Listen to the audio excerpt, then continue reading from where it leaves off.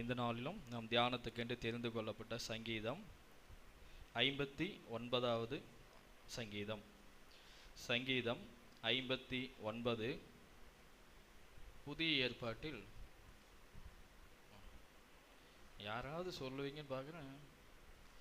சிலரெல்லாம் ஆமாம், புதிய ஏற்பாட்டில் சரி, சற்று கவனமாக இருக்கீங்களா? உங்கள் சிந்தனைகள் எல்லாம் எப்படி இருக்குன்னு பார்க்கலான்னு பார்த்தேன். ஆனால் நிறைய பேர் புதிய ஏற்பாட்டை திருப்பிட்டு இருக்காங்க சங்கீதத்தை. சரி, சங்கீதம் 59வது அதிகாரம், பழைய ஏற்பாட்டில் 705வது பக்கம். இந்த சங்கீதம் மொத்தம் 17 வசனங்களை உடையது. இது சவுல் தாவீதை கொல்லுவதற்காக ஏவல் ஆட்களை அனுப்பின போது அல்தஸ்கேத் என்னும் வாத்தியத்தில் வாசிக்க அவன் பாடி ராக தலைவனுக்கு ஒப்புவித்த மிக்தாம் என்னும் சங்கீதம். இந்த நிகழ்வு 1 சாமுவேல் 19வது அதிகாரத்தில் குறிப்பிடப்பட்டிருக்கின்றது. எனவே நாம் சற்று அதை நாம் வாசித்து பிற்பாடு தியானத்துக்குள்ளாக கடந்து செல்லலாம். 1 சாமுவேல்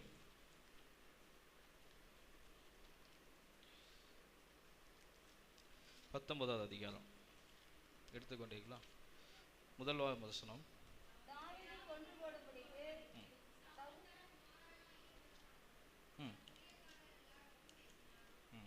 அடுத்து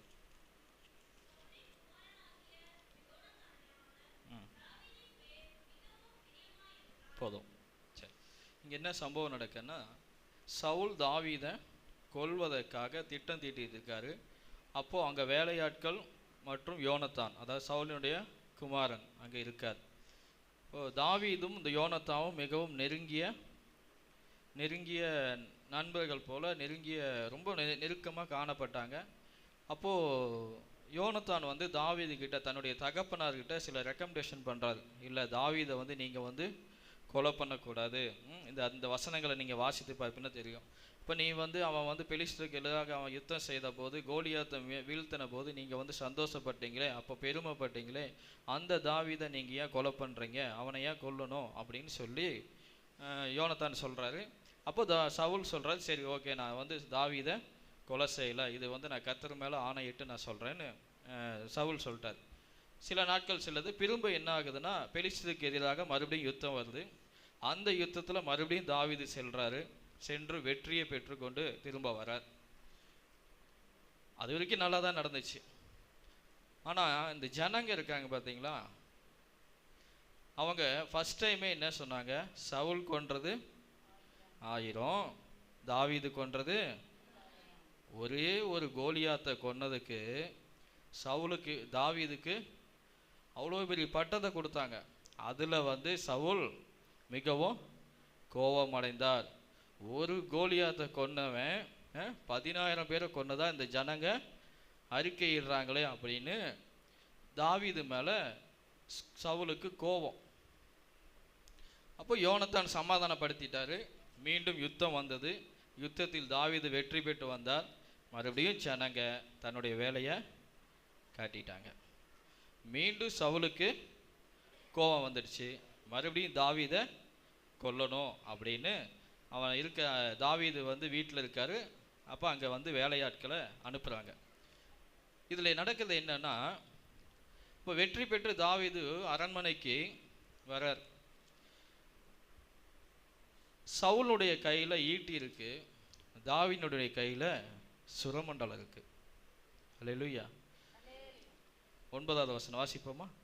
கர்த்தரால் விடப்பட்ட பொல்லாத ஆவி சவுல் மேல் வந்தது.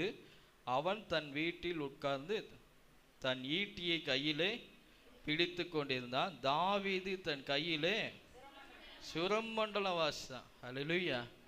அப்போது தாவீது பாருங்க, அவனுக்கு கையில் எந்த நேரமும் ஒரு இன்ஸ்ட்ருமெண்ட்டு வச்சுக்கிட்டே இருக்கான். அவனுக்கு எப்பெல்லாம் டைம் கிடைக்குதோ அப்பெல்லாம் தேவனை ஆராதனை செய்து கொண்டே இருக்கான். அப்போது தேவனை ஆராதித்து தேவனை துதித்து கொண்டு தாவீது இருக்கும் பொழுது, தாவீதுக்கு எதிராக வந்த ஈட்டி தாவீதை குத்தவில்லை. அதுக்கு அவன் விலகி தன்னை காத்து பயந்து ஓடிட்டான். இப்போ வீட்டுக்கு போகிறான். வீட்டில் செய்தி வருது, அவனுடைய மனைவியாக மீகா தாவீத ஜன்னல் வழியாக இறக்குறாங்க. சரி, இப்படியே சம்பவம் நடந்துக்கிறது. அப்போ பாடின சங்கீதம் தான் இந்த சங்கீதம். இதில் கவனிக்க வேண்டியது என்னன்னா, தாவீது சவுலுக்கு பயந்து தப்பி ஓடும்போது மீகா தன்னுடைய வீட்டின் மேலே இருந்து ஜன்னல் வழியாக தாவீதை வெளியே அனுப்புகிறாங்க. அப்போ தாவீத மேல் மாடியிலேருந்து கீழே வந்து எட்டி குதிச்சிருக்கலாம் மாட்டார். ஏதாவது ஒரு கயிறோ அல்லது சீலையோ ஏதாவது ஒன்று இப்போ உபயோகப்படுத்தி தாவீதை கீழே இறக்கி விட்டுருப்பாங்க. அப்போது தாவீதை காட்டிலும் தாவீது ஒரு 70 கிலோ 80 கிலோ இருந்திருந்தானா மீகா அவர் 50 கிலோ ஒரு 45 கிலோ அவ்வளோதான் இருந்திருப்பாங்க. ஆனால் தாவீது தன் மனைவியை நம்புனான். நான் இவ்வளோ வெயிட்டாக இருக்கேன், என்னை இவ ஜன்னல் வழியாக இறக்குறா, ஒருவேளை ஒன்று சவுல் கொல்லுவான், இல்லைன்னா மீகா கொன்றுவான் அப்படின்னு அவனுக்கு ஒரு எண்ணம் வந்திருக்கும். மரணத்தை பாருங்க, அவன் எப்படி ருசி பார்த்துட்டு இருக்கிறான். மீகா இறக்குறா. அப்போ அவன் தன்னுடைய மனைவியை எப்படி நம்பினான் பார்த்தீங்களா? ஒருவேளை அவன் நம்பிக்கை இல்லாமல் இல்லை, மீகாவை நம்பினான். மீகா அவனை கீழே பத்திரமா இறக்கி விட்டான். அல்லேலூயா. அதனால் சகோதரர்களே, உங்கள் மனைவியை நீங்கள் நம்புங்கள், சகல காரியங்களும் உங்களுக்கு துணை நிற்பாங்க. அல்லேலூயா, அல்லேலூயா. சரி, தியான வசனத்துக்குள்ளாக நாம் கடந்து செல்லலாம். சங்கீதம் 59 3 மற்றும் 4.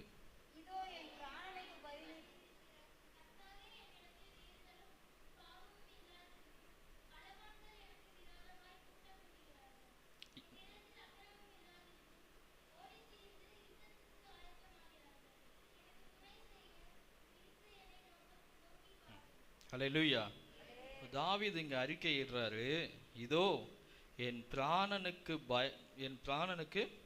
பதிவிருக்கிறார்கள், கர்த்தாவே என்னிடத்தில் என்ன இல்லை? மீறுதல் இல்லை. இரண்டாவது பாவம் இல்லை. மூன்றாவது அக்கிரமம் இல்லை. ஆனால் தாவீது இதற்கு முன்பாக சொல்லியிருப்பாரு, என் இளம் வயதின் பாவங்களை நினையாதிரும். இந்த அதிகாரம் 20 அந்த அதிகாரங்களை சொல்லியிருப்பார், என் இள வயதின் பாவங்களை நினையாதிரும். ஆனால் இப்போ தாவீது சொல்றாரு, என்கிட்ட பாவம் இல்லை, என்கிட்ட மீறுதல் இல்லை, என்கிட்ட அக்கிரமம் இல்லை. இதெல்லாம் இல்லாது இருக்கும்போதே தாவீதை கொலை செய்ய ஆட்கள் வராங்க, தாவீதுக்கு எதிராக எழும்புறாங்க, தாவீதை துரத்துறாங்க. அப்போ நம்முடைய வாழ்க்கை எப்படிப்பட்டதாக காணப்படுகின்றது என்பதை நாம் சிந்தித்து பார்க்க வேண்டும். அல்லேலூயா, அல்லேலூயா. இப்போ நம்முடைய வாழ்க்கையில் நமக்கு எதிராக எதிரிகள் எழும்பலாம், நமக்கு எதிராக அந்நியர்கள் எழும்பலாம், நாமளும் தாவீதை போல துரத்தப்படலாம். ஆனால் தாவீது அறிக்கையிட்டது போல பாவம் இல்லாத, மீறுதல் இல்லாத, அக்கிரமம் இல்லாத வாழ்க்கையை நாம் வாழ்கின்றோமா என்பதை நாம் சிந்தித்து பார்க்க வேண்டும். அப்படி வாழ்க்கை வாழ்ந்த தாவீதே துரத்தப்படும் போது, அலைக்கழிக்கப்படும் போது, துன்பப்படுத்தும் போது, ஒருவேளை பாவமும் மீறுதலும் அக்கிரமமும் நம்முடைய வாழ்க்கையில் காணப்பட்டால் நம்முடைய நிலைமை என்னவாக இருக்கும்? புரிந்து கொண்டீர்களா? ஹல்லேலூயா, ஹல்லேலூயா. இப்போ பாவம் இல்லாத தாவீது, அக்கிரமம் இல்லாத தாவீது சொல்றாரு, எனக்கு விரோதமாக கூறுறாங்கப்பா. அப்போ பாவம் நிறைந்த வாழ்க்கையை வாழ்கின்ற நாம, பாவம் நிறைந்த, அக்கிரமம் நிறைந்த, மீறுதல்கள் நிறைந்த வாழ்க்கையை வாழ்கின்ற நாம, நமக்கு எதிராக கூட்டக்கூடாமல் இருக்குமா? நமக்கு எதிராக ஜனங்கள் எழும்பாமல் இருக்குமா? நமக்கு எதிராக பிசாசுகள் செயல்படாமல் இருக்குமா? நான் கிறிஸ்தவன், நான் தேவனை ஆராதிக்கிறேன், நான் சபைக்கு போகிறேன், அப்போ எனக்கு எந்த பாவம், எனக்கு எந்த பிரச்சனையும் வராது, எந்த கண்ணீரும் வராது என்று நாம் சொல்ல முடியாது. யார் இடத்துல பாவம் இல்லையோ, யார் இடத்துல மீறுதல் இல்லையோ, யார் இடத்துல அக்கிரமம் இல்லையோ, அவர்கள் தான் தேவனால் காக்கப்படுவார்கள். ஹல்லேலூயா, ஹல்லேலூயா. சரி, பாவம் என்றால் என்ன, அக்கிரமம் என்றால் என்ன, மீறுதல் என்றால் என்ன, இதை நாம் தியானித்து நிறைவு செய்து கொள்ளலாம். முதலாவது பாவம். யோபு 31வது அதிகாரம் 33வது வசனத்தை சொல்றாரு, நான் ஆதாமை போல என் மீறுதல்களை மூடி என் அக்கிரமத்தை என் மடியிலே ஒளித்து வைத்தேனோ. முதலாவது அக்கிரமம். அப்போ ஆதாம் என்ன பண்றாரு, அக்கிரமம் செய்றார், மீறுதல் செய்றார். ஆதாம் மீறுதல் செய்றார். இப்போ மீறுதல் செய்ததுனா என்னன்னா, தேவனுடைய சத்தத்துக்கு ஆதாம் கீழ்ப்படியாம போனா. ஆனா அவன் கீழ்ப்படியலன்னு தெரியும், அவன் தவறு செய்துட்டான்னு தெரியும். ஆனா ஆதாம் ஏதேன் தோட்டத்தை விட்டு போகல. தவறு செய்த ஆதாம், மீறுதல் செய்த ஆதாம் ஏதேன் தோட்டத்துக்குள்ளேயே தான் இருந்தான். தேவன் அவனை தேடி வர்றாரு, தேவன் அவனை கூப்பிடுறாரு. அப்போ ஆதாம் என்ன செஞ்சிருக்கான், ஒளிந்து கொண்டிருக்கான். அப்போ ஆதாம் என்ன பண்றாரு, தேவன் கிட்ட தன்னுடைய மீறுதலை சொல்லும் போது அவர் அந்த ஏதேன் தோட்டத்தை விட்டு ஆதாம திருத்தப்படுறார். சரி, இன்னைக்கு நம்முடைய வாழ்க்கையில எத்தனையோ தேவனுடைய வார்த்தைகளை நாம கேட்டிருப்போம், தேவனுடைய கட்டளைகள் எத்தனையோ நமக்கு கொடுக்கப்பட்டிருக்கும். இப்போ நம்முடைய வாழ்க்கை தேவன் சொன்ன வார்த்தையின்படி நாம் நடக்கின்றோமா என்பதை நாம் சிந்தித்து பார்க்கணும். அப்படி அந்த வார்த்தையின்படி நாம் நடக்கலைன்னா அது மீறுதல். புரிந்து கொண்டீங்களா? தேவன் சொன்ன வார்த்தையின்படி நடக்காத ஒரு வாழ்க்கையை நாம் வாழ்வோமானால் அது மீறுதல். அப்போ நம்முடைய வாழ்க்கையில் நாம் எப்படி வாழ்ந்து கொண்டிருக்கிறோம் என்பதை நாம் சிந்தித்து பார்க்க வேண்டும். அப்போ இந்த மீறுதல் செய்கின்ற நாம் தப்பித்து கொள்வதற்கு ஒரு வழி இருக்கு. மீறுதல் செய்கின்ற நாம் தப்பித்து கொள்வதற்கு, நாம் செய்த மீறுதல்களில் இருந்து மீண்டு கொள்வதற்கு ஒரு வழி இருக்கு.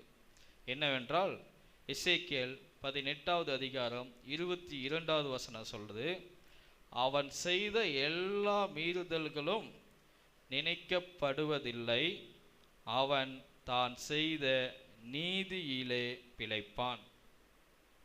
ஹல்லேலூயா, ஹல்லேலூயா.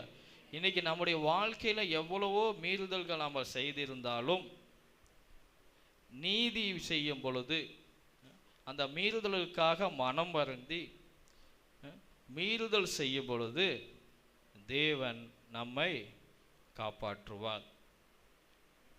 புரிந்து கொண்டீர்களா?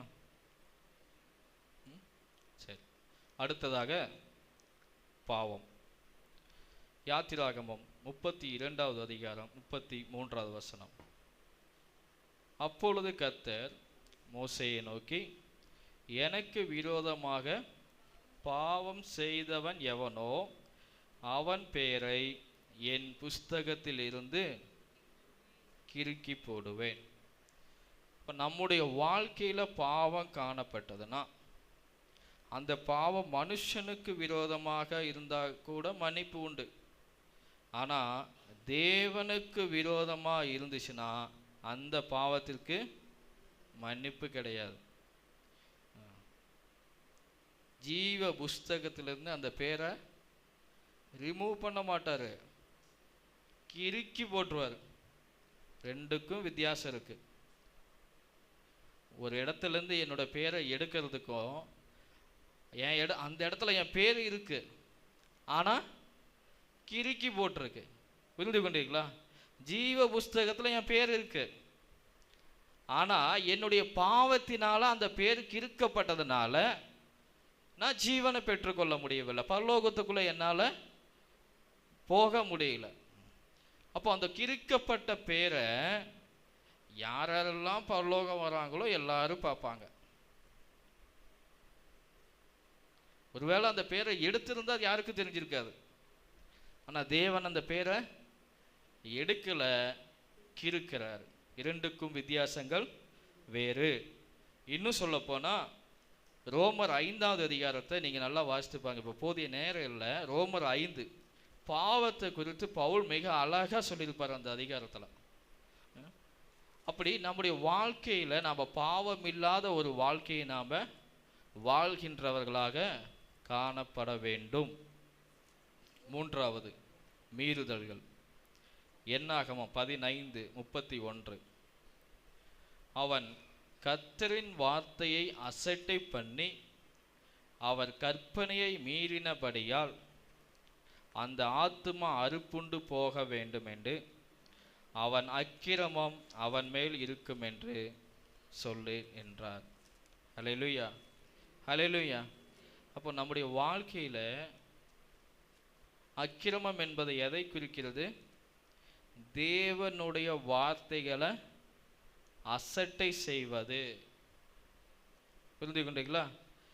நம்முடைய வாழ்க்கையில் தேவனுடைய வார்த்தைகளை நாம் அசட்டை செய்து, தேவனுடைய வார்த்தைகளை போதிக்கும் போது அசட்டை செய்து கொண்டிருக்கும் பொழுது, தேவனுடைய வார்த்தைகளை நம்ம குடும்பத்தில் அசட்டை செய்தோமானால் அவையெல்லாம் அக்கிரமம். இப்போ நாம் எப்படி வாழ்ந்து கொண்டிருக்கின்றோம்? தேவனுடைய வார்த்தை என்னுடைய வாழ்க்கையில் எந்த அளவிற்கு கிரியை செய்து கொண்டு உள்ளது என்பதை நாம் சிந்தித்து பார்க்க வேண்டும். தேவனுடைய கற்பனைகள் கட்டளைகளுக்கு என்னுடைய வாழ்க்கையில் என்னுடைய குடும்பத்தில் நான் கீழ்ப்படிந்து நடக்கின்றேனா, அல்லது நான் அக்கிரமக்காரனாக காணப்படுகின்றேனா என்பதை நம்ம சிந்தித்து பார்க்கணும். இயேசு ஒரு உவமை சொன்னார். ஆண்டவரே, உம்முடைய நாமத்தினால் நாங்கள் ஊழியம் செய்தோம், உம்முடைய நாமத்தினால் நாங்கள் பிசாசை திருத்தினோம், உம்முடைய நாமத்தில் நாங்கள் அற்புதங்களை அடையாளங்களை செய்தோம். ஆனால் இயேசு சொல்கிறாரு, அக்கிரம செய்கைக்காரு. அப்படின்னா என்னன்னா, நீ அதையெல்லாம் செஞ்சதெல்லாம் அக்கிரமம் இல்லை, என் வார்த்தைக்கு நீங்கள் கீழ்ப்படையில, என் வார்த்தையை நீ அசட்டை பண்ணியிருக்க. இப்போ இயேசு கிறிஸ்து இந்த வேதாங்கத்தில் நமக்கு சொன்ன எல்லா வார்த்தைகளுக்கும் கீழ்ப்படியணும். நமக்கு எது சுலபமாக இருக்குது, நமக்கு எது பிரியமாக இருக்குது, நம்மளால் எது செய்ய முடியும் அதை மட்டும் நம்ம கடைபிடித்து கொண்டு செல்வோமானால் அற்புதங்களை செய்யலாம், அடையாளங்களை செய்யலாம், எல்லாம் செய்யலாம். ஆனால் இயேசு நமக்கு கொடுக்கின்ற பெயர் அக்கிரம செய்கைக்காரரே. ஹல்லேலூயா, ஹல்லேலூயா. சரி, இப்போ ஒரு மனுஷன் பாவம் இல்லாமல், அதாவது அக்கிரமம் இல்லாமல், மீறுதல் இல்லாமல் வாழ்வானானால் அவனுடைய வாழ்க்கையில் என்ன நடக்குன்னா, உனக்கு விரோதமாக எழுப்புகின்ற எந்த ஆயுதமும் வாய்க்காமல் போகும். உனக்கு விரோதமாக ஒரு வழியாய் எழும்புகிறவர்கள் 7 வழியாய் ஓடி போவார்கள். வாதை உன் கூடாரத்தை. சரி, வாக்குத்தத்தம் நல்லா இருக்கா? ஒருவேளை நான் பாவம் செய்து, மீறுதல் செய்து, அக்கிரமம் செய்து வாழ்ந்தேனானால் எனக்கு விரோதமாய் எழுப்புகின்ற எல்லா ஆயுதமும் வாய்க்கும். புரிந்து கொண்டீங்களா? என்னுடைய வாழ்க்கையில் பாவமும் மீறுதலும் அக்கிரமும் காணப்பட்டா எனக்கு விரோதமாய் எழுப்புகின்ற எல்லா ஆயுதமும் வாய்க்கும். அடுத்து, எனக்கு விரோதமாக ஒரு வழியா இல்லை 7 வழியா எழும்புவார்கள்.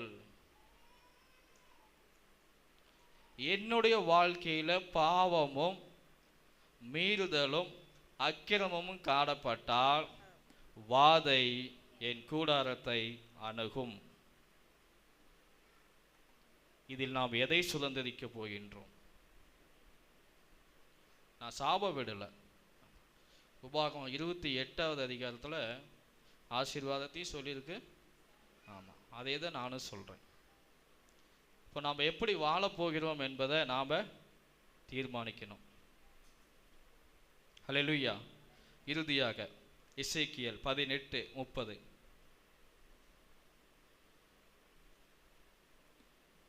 எசேக்கியேல் 18:30. ஆகையால் பூரண சுவிசேஷ வம்சத்தாரே, நான் உங்களில் அவனவனை அவனவன் வழிகளுக்கு தக்கதாக நியாயம் தீர்ப்பேன் என்று கர்த்தராகிய ஆண்டவர் சொல்லுகிறார். நீங்கள் மனந்திரும்புங்கள், உங்களுடைய எல்லா மீறுதலையும் விட்டு திரும்புங்கள், அப்பொழுது அக்கிரமம் உங்கள் கேட்டுக்கு காரணமாய் இருப்பதில்லை. அல்லேலூயா. சொல்ல மாட்டோமே.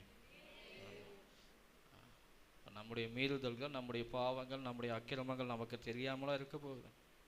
நல்லா தெரியும். நான் என்ன பாவம் செய்கிறேன், என்ன மீறுதல் செய்கிறேன், என்ன அக்கிரமம் செய்கிறேன். அதனால் தேவன் சொல்கிறாரு, இதையெல்லாம் விட்டு திரும்புங்க, அப்போ உங்களுடைய மீறுதல்களை அக்கிரமங்களை நான் கேட்டுக்கு போகிறேன். அப்படின்னா என்ன?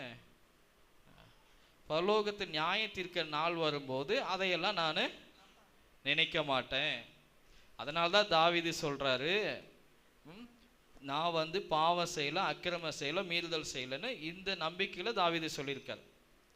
எனவே புதிய வருடத்துக்குள்ளாக கடந்து செல்ல போகின்ற விசுவாசிகளாக நாம் இந்த பழைய வருடத்தில், இந்த 24ஆம் வருடத்தில் இதுவரை நாம் எப்படி வேணால் வாழ்ந்திருக்கலாம். அல்லேலூயா. வெளிப்படுத்தல் நிறைவேறுகின்ற நாட்களில் வாழ்ந்து கொண்டிருக்கின்றோம். இதோ சீக்கிரமாய் வருகிறேன் என்று சொன்ன இயேசு கிறிஸ்துவின் வார்த்தை எந்த நொடி பொழுதில் நிறைவேறும் என்பதை சொல்ல முடியாத நாட்களில் நாம் வாழ்ந்து கொண்டிருக்கின்றோம். முன்பெல்லாம் ஆண்டுகள் சொன்னார்கள், காலம் செல்ல செல்ல மாதங்கள் சொன்னார்கள், பிறகு மணி, இப்போ வினாடியில் நிற்கிறோம். அல்லேலூயா. எந்த வினாடியில் வேணாலும் அவருடைய வருகை காணப்படலாம். எனவே நம்முடைய குடும்பம், நம்முடைய சந்ததி, நம்முடைய திருச்சபை பாவம் இல்லாமல், மீறுதல் இல்லாமல், அக்கிரமம் இல்லாமல் நாம் தேவனுடைய ராஜ்யத்தில் பிரவேசிப்போம். புதிய ஆண்டை இனிதாக ஆரம்பிப்போம். கண்களை மூடி ஜெபிப்போம். எங்களை நேசிக்கின்ற எங்கள் நல்ல தகப்பனே, ஆண்டவரே, இப்பொழுதும் இந்த சங்கீதம் 59வது அதிகாரத்தின் மூலமாக எங்களுடைய வாழ்க்கையில் நாங்கள் எப்படி வாழ வேண்டும் என்பதை நீர் எங்களுக்கு கற்றுக் கொடுத்திருக்கின்றேன். நான் பாவமுள்ள, மீறுதல் உள்ள, அக்கிரம் செய்கின்ற மனிதனாக காணப்பட்டிருந்தால் நீர் என்னை மன்னித்து அருளுங்கப்பா. இதுவரை நான் செய்த எல்லா குற்றங்களையும், எல்லா பாவங்களையும், எல்லா மீறுதல்களையும் நீர் எனக்காக சிந்தின உமது விலையேற பெற்ற இரத்தத்தினால் என்னை சுத்திகரிக்க வேண்டுமாய் ஜெபிக்கின்றேன். இந்த புதிய ஆண்டில் அடிவெடுத்து வைக்கின்ற என்னையும் என் குடும்பத்தின் அங்கத்தினர்களையும் ஆண்டவரே ஒவ்வொருவர்களையும் நீர் ஒவ்வொருடைய பாவங்களையும் மன்னித்து இனிவரும் நாட்களில் உம்முடைய வேத வசனங்களுக்கு, உம்முடைய சத்தியத்துக்கு நாங்கள் கீழ்ப்படிந்தவர்களாய் வாழ்ந்து உம்முடைய ராஜ்யத்தில் பிரவேசிக்க எங்களுக்கு கிருபை பாராட்டும். இயேசுவின் நாமத்தில் வேண்டுகிறேன் நல்ல தகப்பனே. ஆமென்.